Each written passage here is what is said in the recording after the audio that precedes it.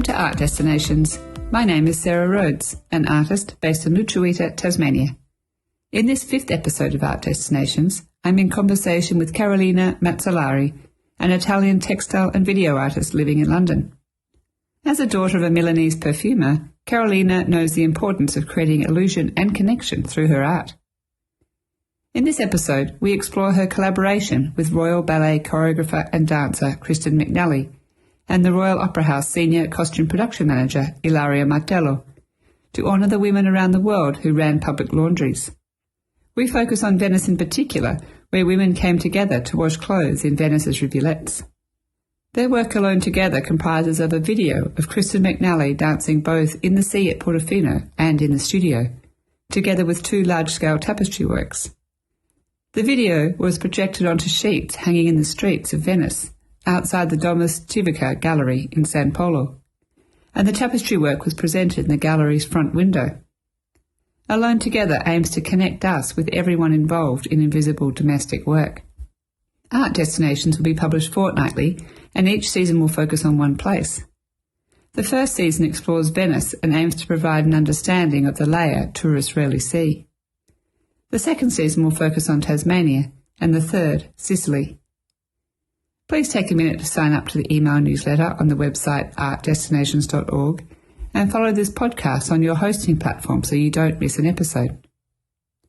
Carolina shares her story from working in factories as a fashion designer to making the choice to be an artist working across tapestry, embroidery, video, dance and site-specific installations. Welcome, Carolina, to Art Destinations. It's great to have you here. Hi, Sarah. It's great to be here, yeah. This podcast is set in Venice, and we're in conversation with artists living in or who are making work about the Venetian lagoon. And we're here to discuss the film and the tapestry installation that you made, titled Alone Together, about the history of women coming together in public laundries in Venice's rivulets. Now, in our early conversations, it became clear that there are many themes in this project that relate to other conversations we've had with artists and curators that we've interviewed in earlier episodes. And they include Alice Ongaro Sartori, Cosimo Ferragolo, and Enrico Bettinello. All of them actually, which is quite interesting, relate to making work that's site-specific, looking at the performance, the relationship between the artist and the viewer, and the importance of collaboration. And what's really come through with Alice and yourself is the collaboration between women and how that makes something that's very powerful. So I thought that maybe we could start this interview or this conversation with the idea of collaboration, because you're collaborating with artists across many disciplines to address the stories of women. And because you're collaborating with many disciplines and different people, you're getting a range of perspectives. So maybe you could just talk a little bit about the collaboration with Kristen McNally and Ilaria Martello and how this project came about and what it was about the washroom and that captured your imagination. Ilaria I had met during a project that I was collaborating with in 2012. She was assisting the head of costumes of the Royal Opera House. I was making the textiles as I was still working in a factory in Italy. I was helping Conrad Shawcross to produce the textiles and helping design the costumes for were the last shows of Monica Mason at the Royal Opera House with the Royal Ballet. So it was the end of her career kind of performance. And I was lucky enough to be asked to develop these textiles for the show. After the show happened, we haven't really seen each other or anything, but I was looking through my samples and one was missing. So I reached out to Ilaria at the Royal Opera House where she was still working there, and we reconnected. We are both Italian from Milano, and we started a conversation, and she came here and she saw some of my art films that were called I Dance Alone. She obviously being at the head of the senior costume production manager, she obviously works in close collaboration with the dancer, very intimate because they do all the fittings. There is a very private collaboration with every single dancer. So that was key. And we started talking and we then started shuffling and exchanging ideas later on after that meeting about how we could take this little research I had done in the past into something that would be more meaningful and impactful, having more dancers and giving, more scenographic and context, theatrical thing. Obviously, I come from contemporary art and Ilaria Martello, she is in costumes. And she said that she knew a choreographer in the Royal Ballet. She's been one of the first dancers of the schools. We met all together. We bonded. She loved the idea of the washerwomen. So she was interested in the choreography itself. So everything fell in the right place. And COVID happened. So as you know, things changed quite quickly and theaters were closed. And so I had the possibility to work with her because also there was no budget. And what actually enabled the project to finally grow was that we were in lockdown and they couldn't train and rehearse anymore. So they had a lot of time in their hands. And so we had quite a long time to design this choreography and going through, all the elements, the metaphorical elements that this choreography should have embraced. You and Ilaria are both from Milan. Can you talk a little bit about the washerwomen in Milan? Explain to the listeners who the washerwomen were. Yeah, the washerwomen, more in the 18th and 19th century.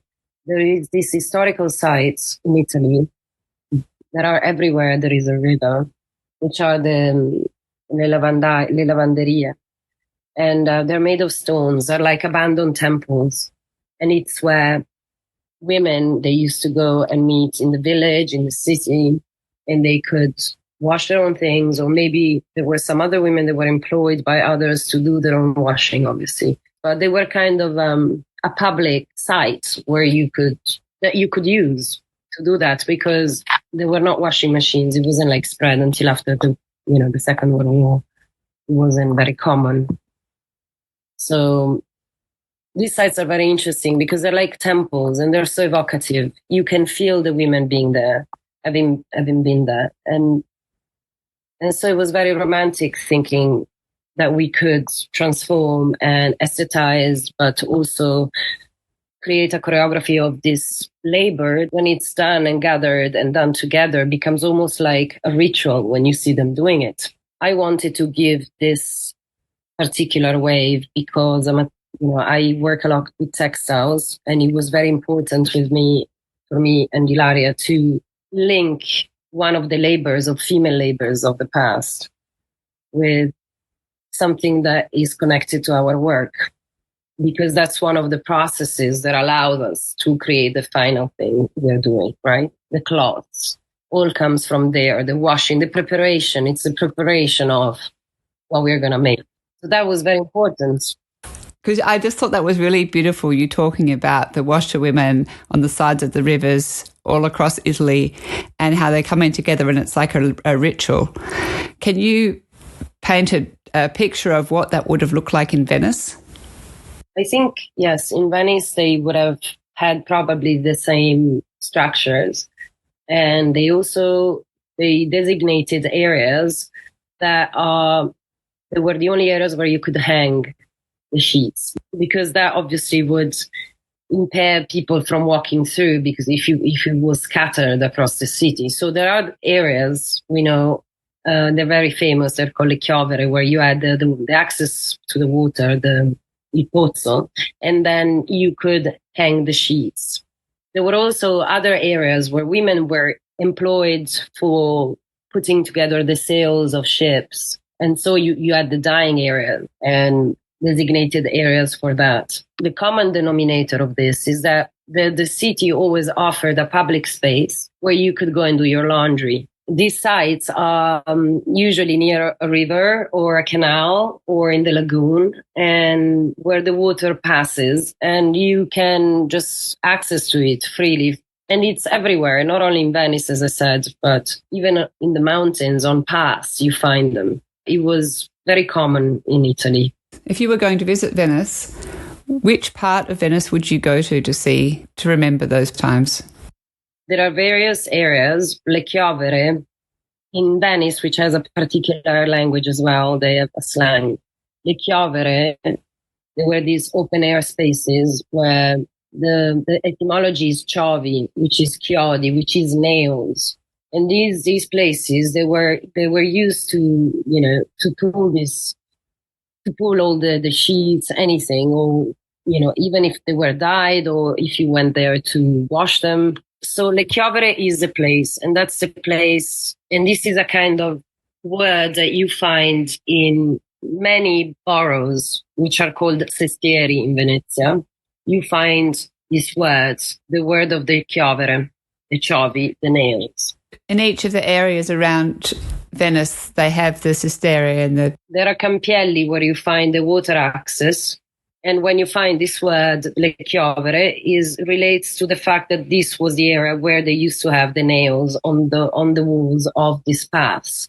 So then you could hang. It was designated. So people that were walking around, basically, they knew that that area was designated for that. You wouldn't walk through. I think it's...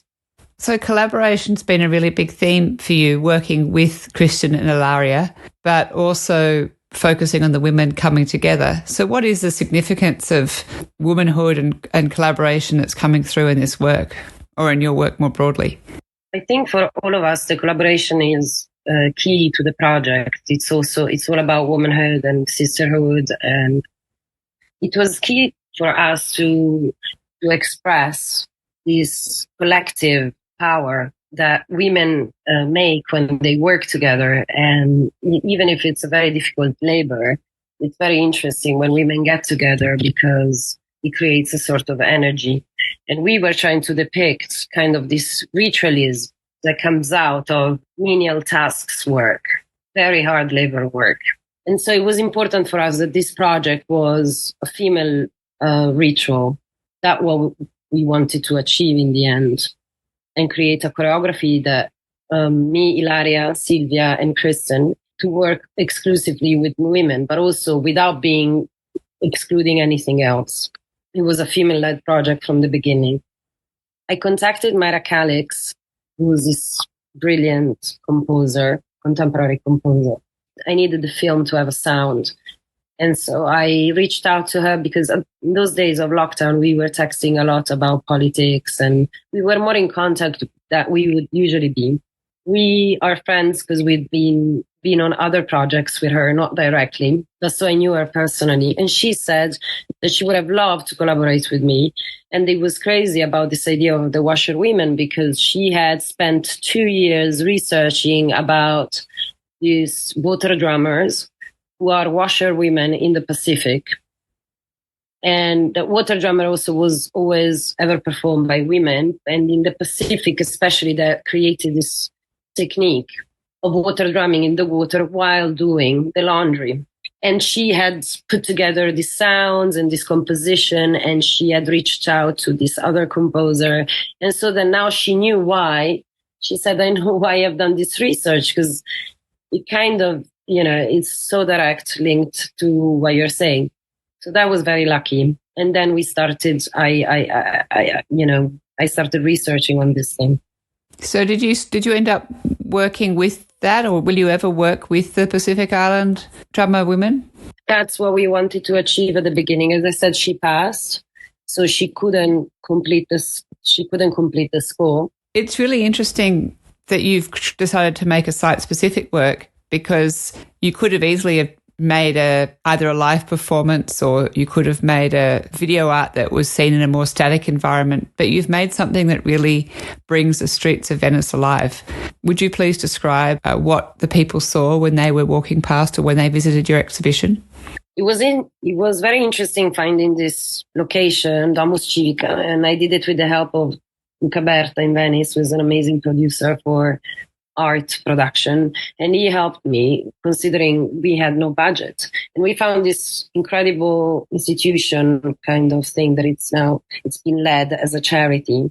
There was a house that was hosting girls and was giving an opportunity to girls to stay in Venice, study in Venice, being fed with very, very reasonable pricing.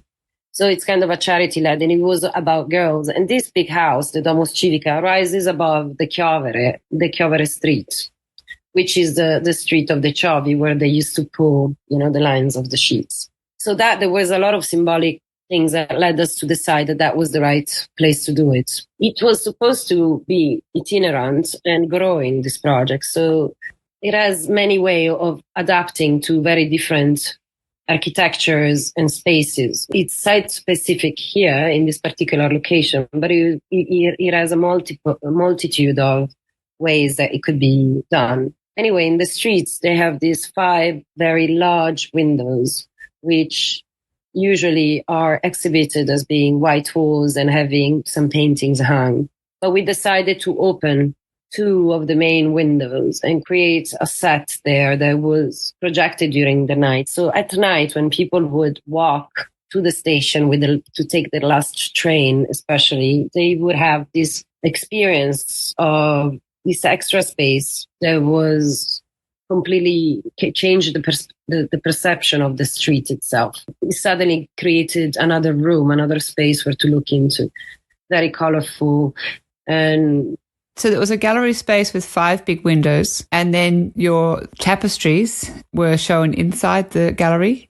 These 5 big windows hosted the film projection and the cloth hanging inside the main 2 windows, and had a deeper depth space inside. So you looked in and it was like looking into a little theater. Then the other 2 windows were hosting the tapestries and the descriptions of the work and the information and the inspiration of the washerwomen. And so describe the tapestries. One of the tapestries that I presented is line. I've been researching on this new technique. It's like a sculptural tapestry that I'm making. It's very minimal, and it's this line that grows and gets sculpted onto the cloth. The other tapestry is a small map, part of my other series of work, and it embodies the movement and the expression of these things moving on the line. And it's deep dyed. It has a lot of work on the colors, on the watercolors that is on the canvas, and has this black line that goes through, and it's a different work, but the 2 things work together abstractly to embody the line. Okay. So your 2 tapestries essentially are referencing the rivulets or just the washing lines? I'm not very literal when I work in this. I didn't want to create a direct conversation in that sense, because my work is very abstract. The abstract metaphors for this research that we have done. I think it's quite interesting, the idea that you mentioned earlier about it being a textile work, and that the women are washing textiles, and that you're referencing the materiality of what the women are doing in an artwork. I think that's quite lovely. So in the Alone Together video that you made, you shot it in Portofino in the national park there, and it is such a beautiful, beautiful location. Describe, what you were looking for in that film. So we were very lucky. I always wanted to, obviously we needed to find a free location to film this performance of Kristen. And I had previously filmed in this little bay, which I knew that I had free access to it. And I kind of knew how to move around there. So it was easier for me to decide that was the place. And that morning when we arrived filming very early, we saw that there was a huge, massive tree that had fallen during this storm. Also, I didn't want to film because it was very stormy, and I thought it was going to change, but actually created all that interesting clouds effects that we have. And so we found this incredible huge tree where she could wash and do the whole choreography with these large sheets of white cotton. There was another responsive element suddenly, and it was so beautiful and so evocative. And it went really, really well, because Kristen, she is an extraordinary dancer and choreographer, and she's very in control of everything, of all her movements. So she embraced straight away this new element that wasn't considered in the thing. And actually, it added so much to the final performance. I'm actually really interested in the idea of working across disciplines. So, you worked with a dancer. You've probably worked with dancers quite a lot before, but, when you're working with another discipline, they're really bringing something out that you might not have thought of yourself, or you can respond to and then develop your ideas from there. So how much of your practice is film or visual, and how much of it is textile? I think, film and photography always gone for me very together, because at the source of any research, you need to do some photography and video. So I actually started as a young kid, 16, working for a magazine, and I was a photographer, and I was doing that. And then at university or in any design project, you use photography and research. You create your own data with that. But also when I started just making art, it's a channel. It channels very well what you want to communicate, better than just arriving in a room of tapestries. What is the context, where it comes from, what's the story? And so photography and film helped me in the years to channel this other thing. So I like to use this language where I use them together. They are intertwined, I think. And yeah, I really like that. The washing and the things obviously come from this continuous being a textile artist. So I have to do a lot of prep with my fabrics, with my cloths. I became a mother very young. So I've got all that domestic has always creeped in my practice. I spend quite a lot of time having to do that. The dyeing, the layering of the color is not one go, it's many goes. It's washing, preparing, mordanting the fabric, boiling it, adding, there is so many procedures in the dyeing when you're printing is different and everything. So I am lucky enough, because also I've been working in textile factory, which I loved as my job, parallel to being an artist. And so I kind of kept on feeding these skills into textiles. So I have embraced mostly every aspect of the textile world, from being in a factory for jacquard, threads. I tried to use every time they gave me a medium, and using that medium in the textile world to make something. So the washing, and it's all linked. And we use the metaphor of the washerwomen because it related better to the physicality of this. It sounds like you're a curious person who likes to push themselves to find yourself across so many different mediums. I'm just wondering, how did you get from working as photographer to were you a textile designer at Jacquard's? Yeah. Well, I did a textile university. That's my textile design at Chelsea. That's what I graduated with. I obviously presented a final project that was more contemporary rather than product. I didn't graduate with the idea that I was going to be a designer. But then obviously when you finish university, I got into things and I needed to pay my bills, and I got what came through. Everything was an experience when I was 20 years old. So I got this job and I loved it. Kind of pushed the boundaries in me of understanding the industrial part of the jacquard factory. It means that instead of using pigments, you use threads, and these machines are quite complicated, and you have patterns, and it gave me a complete new thing. And, I just had finished prints and I was very much into dyeing. Then I did this one, but also there is all the stitching parts. So all these kind of cross-contamination between the tailor, the head of dyeing, and all this thing has always been part of my practice. I wanted to mention that who inspired me a lot was the women of the factory in Italy, because I was very young and just being there, going to the factory with them. But I was a young designer, and this army of women that was working in this massive factory near Tuscany, they were all they quite at their age.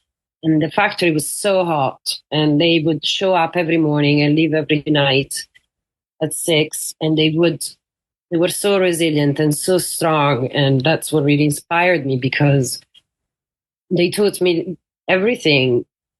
And they kept on saying, Carolina, you're not patient at all. You have patience is everything. So I was trying to work out how could they be so strong and physical at those ages. But also they were incredibly skilled. The amount of skills that these women had, apart from threading the machine, stitching, cutting, bringing the fabric rolls to the drying machines, and it's like factory, female-led factory, right? So everyone is a teacher in there for me. There's a really strong thread of women's work, I guess, or the womanhood. So what has attracted you to this? You know, your chosen art form is sort of traditionally a woman's domain, really, with embroidery and textiles. And, you know, you're surrounding yourself with women in terms of your collaborations as well as working in the factory and finding that inspiring. So, yeah, what's taken you along this path? For me, maybe the factory experience I just mentioned was key, because these women, they had to work together so efficiently through, you know, really difficult tasks in the factory to make this happen. Even, you know, some clients, they don't even know what they want, and you had to, you know, kind of make that work anyway. So they were really inspiring to me, but also just a lot of things that I've done about the women. It's all about women and labor, and then, you know, forgotten labors from women that women have, the women that preceded us have written the history with, because the workforce of women is so inspiring if you read it. And, you know, I decided to focus on the washerwomen because it relates, it really relates to my practice. I do that in very small scale. I've experienced it in many other projects. Not really. It's sort of only in modern day, really, that women have been invited into the workforce, and then women are still fighting for equal opportunities and equal pay. So it's quite interesting that, you know, women's work is such a, you know, central part of your focus, as though like the work that they're doing was probably unpaid largely, but it's lovely that you're valuing it. I think some of the work was paid. And that was the first time they, through these kind of jobs, actually, they would receive finally some pay, the women that went there for pay. You know, no, obviously not the domestic. We're not talking about the domestic one that we have to do anyway, but for the washerwomen that were in the labor force, these kind of jobs were the jobs that led them to have more freedom and to be able to have some earnings that didn't come directly from their husbands, for example. So in a way, they were vehicles for their independence as well. So you were mentioning earlier that, you know, if a wealthy family, if a wealthy husband bought his wife a washing machine, then she would no longer go down to the river and have her social life. And so it was kind of a bittersweet. What has replaced that? Because the washing machine obviously is here and the washwomen are no longer meeting at the river. So our goal was actually to try to celebrate what we have lost, right? Shared female experience. That was what we wanted. And we wanted to celebrate this labor, this community coming together through work, the collective shared female experience. We wanted to celebrate that. I think what replaces nowadays, you always find it in work. There are so many other aspects, but there are still factories around there. You know, now there are more factories, and maybe that's what I'm trying to say as well. You kind of see that kind of community coming together only when women work together and they struggle together and they have to accomplish something together. And sometimes when the task is repetitive and we're all working together and we're struggling, because some jobs are very difficult, and we find that kind of sense of empathy towards one another. And we wanted to depict that in the film by giving it a graceful dance, like if it was a ritual, a tribal ritual. We wanted that. So that was going to be the tribal choreography, the dance was going to enable these thoughts and memory. And it was beautiful because it's a minimal, very beautiful, minimal, cathartic way to look at the women with the feet in the water. Now it's obviously more complicated and maybe less beautiful. You filmed the Alone Together in Portofino with Kristen dancing in the water and on the log. But you also paired that with her dancing in this sort of black box studio performance. So you've got the contrast between the studio and the natural environment. Why did you decide to do that?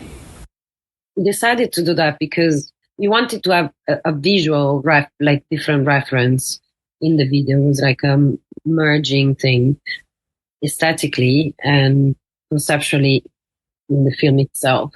But the idea was also to record this choreography for potentially having one day the public performance that we were hoping for.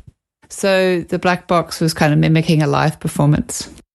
Yes, the black box is the full black box. If you see it, we have it all recorded. We have recorded all of the movements in length and could be reused for training for free. Schools and ballet schools participate in a possible urban group performance. You have a really strong social conscience to your practice. You're really interested in the relationships between women and the importance of the relationships that women have and how everybody supports each other. And I guess support is a really strong theme through your work, how you work with people. You're very generous. Do you have an actual sort of philosophy or an approach to your practice that has this sort of social conscience or ethos? Thank you. I think it's a good question. Yes, it triggered when I was already still in Milan and I was working in this factory, in fact, in Tuscany, in the Marche, near Tuscany. So I was smoking a cigarette outside and I saw that there was this little tube of plastic coming out of the wall of the factory that was dripping liquid straight into the ground, which leads to the water reservoirs, anything in the ground, straight into the. So I asked one of the ladies that what was it, and they told me that it was the waste from them. It was obviously illegal waste from the laundrette, the dry cleaner machine. When you prepare the product, you kind of wash it with this kind of chemicals. Stayed with me so much because I didn't want to be part of that kind of history. Or I suddenly realized I couldn't do this, and I didn't want to be part of it. And plus, the things that were in there were my samples, so it kind of struck me, and I realized that they were doing that all the time, and that was one of the thousands of factories that we have in Italy, and multiply that for all over the world. And I'm sure we were like respectable enough not to even do any harm as much as, other places. So I kind of had an epiphany and I decided to quit. Obviously I transited, I said, I don't want to make products. I don't want to be associated with production anymore. And then I went to Mexico and I was lucky enough to go into these all collectors' homes with artist friends. And I realized that I could have put all my research of these 6 months research I tried to do every time I create a new series into one work and make it all myself. And it was more meaningful. And so I just quit being a designer and I took 2 years to create a new practice that was incorporating all the skills I had gained from all these years working in all sorts of departments, plus being an artist. And I united the two practices together.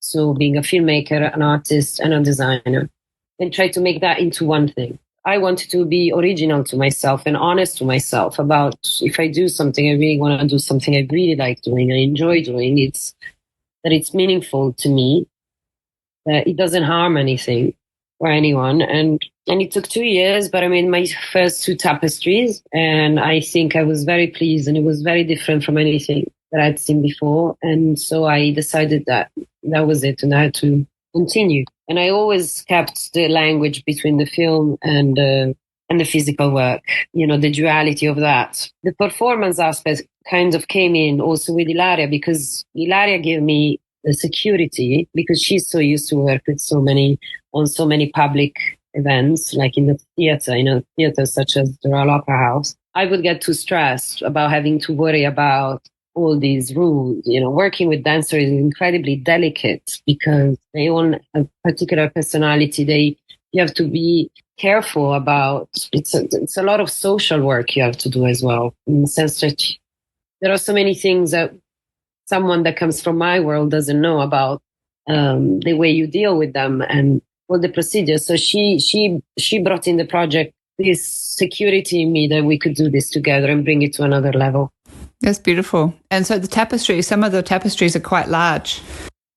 There are maps. At the beginning, I started this mapping. When I went abstract, most of my maps are metaphorical maps, inner states, So I research a lot on psychoanalysis and psychoanalytic text, associations. I try to read everything without being too literate. I try to use these texts that I want to read and understand old text, ancient text, contemporary essays, whatever there's been. And these texts, they help me create some shapes rather than others. And at the beginning, I came out with this collection of maps depicted invisible mind states. I use those as guidelines to create new shapes. Okay. And you mentioned that you get prisoners to help you work on those? Yeah, I was lucky enough that many years ago in Ireland, I was making my first super large tapestries by hand. And I met the founder of Fine Cell Work, which is an incredible charity in the UK that employs and rehabilitates long sentence prisoners through needlework. It's also a very much female-led charity because it's been founded many, many years ago by these few women going and teaching in prison how to stitch. And now it's become huge. They employ so many prisoners across the UK. And they have a programs of volunteers that go and teach them the skills. And so they can participate in making these works and get a salary. And also sometimes prisons are very gray. So the colors of what they do is every color they see in a day. So, and it's incredibly, it builds up self-esteem for them. They get a salary. So suddenly someone said to me, Carol, if you're going to make tapestries like that, you're going to stitch one tapestry in your lifetime, you know? But why don't you ask them if they could? And they were already doing collaboration with artists. If you look them up, you can see.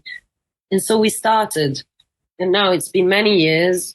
In many years, I've decided to continue with them, despite the fact that from my first drawing, it takes 8 months sometimes to receive the base. So usually I start by drawing in August or September. I design my own, or in the summer, I design my own new collection and then I send it to them. But I will receive it after, in February or March. And then I do the finishings slowly, one at a time of each of my artworks. So some of my artworks take a year and some of my artworks take 6 months, others 2 years. Sometimes I give up on one and I concentrate on another. Sometimes we work on 5 different ones, but I'm keeping the system of not approaching factory-led or, something that would push up the system. At the moment, that's how I've been working. Yeah, well, you could probably see the by hand. Oh, I guess in factories as well, they do it by hand. Yes, these factories I'm talking about, they do employ hand embroiderer, like such as in India or this, but you don't know how this is controlled. So for me, it makes more sense to have it here, and I know I'm doing something good. Of course, the craftsmanship that's behind these prisoners is outstanding. And I try to value the fact that it takes so long rather than, but everything is made by hand. So every stitch in the works, every single stitch in the work is made by hand. And it's the stories, so many people's stories and such fascinating stories that you can only imagine have touched the work. So that kind of leads me to this, you went to Mexico and decided then that you could be an artist, or you would love to make your career as an artist. Because the art I was making before wasn't made of textiles. But then I realized, I don't know why I had this epiphany, that actually, because I was keeping the textile as more, I was making work with wood and photography and video. But then I realized by being exposed to all this art that actually I could have been an artist using my textile skills and blend all together these elements to make my own medium. And that relieved me a lot because it's so important for me, all the textile art. It's taken a while because it's not so easy to translate. I didn't want to be craft. So that it's important to say, because from the first tapestry I made, I increasingly became more abstract than abstract. And I decided that the silver color was the only color that could make me transit from craft to contemporary. And that you could see that tapestry as a contemporary artwork. Instead of seeing a tapestry being very crafty thing, my job was to try and translate that into a very contemporary artwork. So what does the silver represent? In Jungian analysis, or basic, they say the archetypes. So at the beginning, I made all these figures. They were the archetypes. And some of them had this little suit, embroidered suit, beautiful. It's like an exoskeleton made of stitch. And looking at it, I decided I wanted to abstract, but also I quickly realized that the silver, the gray, allowed me to transit and make the work, making it more symbolic rather than crafty, and help me transit. So it helped me probably personally transit to that direction, because the silver is a color that is associated, the gray, to stone, to metal, rather than the actual, knitting a sock that is colorful. I don't know if I'm explaining myself, but... So it's more elemental, you mean? Yes, it's more elemental. So it's more relating to nature and more soulful. The silver channels better the abstract that I was trying, the abstract language that I wanted my tapestry to be in, rather than being fabric work. It just helped me move forward in the direction that I was trying to get for the visuals of the actual physical works, the tapestries. Were women a big part of your life growing up? Yes. So I think also apart from the factory experience I had, I'm the youngest of 4 sisters, and my father is a perfumer, so he always employed a significant number of women in his practice. So I was always surrounded by so many women, and I feel that I've heard so many stories since I was a child. Everybody, all these women, they loved me. I was going from one to another, and they had so many stories, and they're so strong. And what I realized early on is that each one of them had a fantastic story, a powerful story. Each one of us has a story, and women are incredible.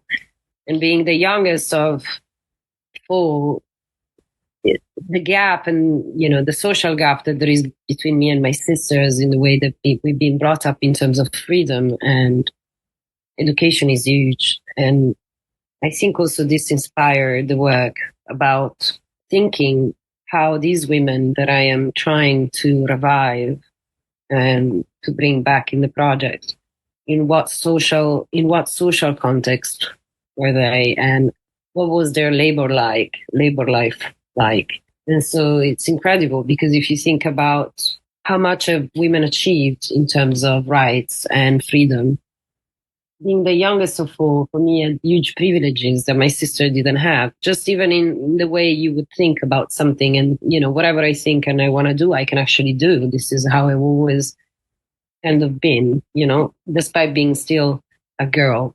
But they had much less than me. If your father was a perfumer, he's creating this illusion, really, and he's also creating a connection, or trying to create a connection between people. I feel like that would have had an influence over your own art practice, because as an artist, that's also what we're trying to do. Would you agree with that? I think art is an illusion, and, it's temporary, and it's confined in what you're trying to communicate. And same is scent. Because you create this illusion, you recreate this memory. Sometimes it's a memory, and sometimes it's, it's a new thing. But it's always trying to create that illusion that it's behind the makeup of something. So what was it like growing up with a perfumer? And how did your father start his career doing that? He was the son of a barber, and he started working like 10 years old. I think he finished primary school, and he wanted to work because it was at the end of the war. There was not much food, and it was complicated. He was complicated, and he wanted to work. So he started from helping in his father's barber shop. And at home, they had this little room at the end of the corridor where they were distilling colognes to sell to their customers that went for a shave. And so there is this beautiful idea of my dad coming in through the door downstairs, and he could smell at the second floor his flat. But at night, he could hear the dripping. He would fall asleep with the dripping of these colognes being made at the end of the corridor, which is quite a romantic idea. But also, the work in my family has always been respected very much, because he didn't become a perfumer like that. He took him, he wasn't a nose that was a genius and was recognized. This was a path that has been earned through a lot of work. And so I think the idea of work, labor and work always resonates also in the project that we are doing. I like the idea of this respect that we have and achievement. And before you get to being an artist, you have to train and, sharpen your tools and to being the best at what you're doing at your craft. So that was the inspiration, really, that you have to really get to be the king of your craft before you can actually do something great. In the past, there was much more freedom then in accessing and traveling around freely. So you could also travel around freely from Milan to Venice through canals and rivers. In fact, my dad, when he was young, they used to all go together with these little tenders and camp on the banks of the rivers from Milan and getting to Venice. I don't think this is possible anymore. And I think it's much more controlled. The waters are much more controlled in that way, whether there may be less in the way we protect our waters. So, yeah. Oh, I just can completely imagine, camping on the side of the river from Milan to Venice. It is really beautiful. Did you go on many family holidays yourself? Because that was when your father was a child. So did you do that as well? He liked that freedom. We didn't have a summer house like many Italians. So we had this small boat and we used to cruise a lot and sail a lot in the Mediterranean together every summer. It was kind of something we did together. So we were our family and we would stay and sleep in the middle of the sea in Rada quite a lot without help. It wasn't like a fancy thing with a skipper or anything. It was just my dad and my sisters and my mom.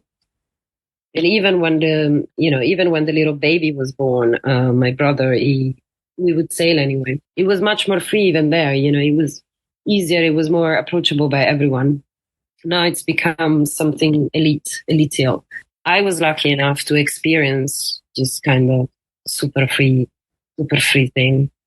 That's a really lovely image to end on, I think.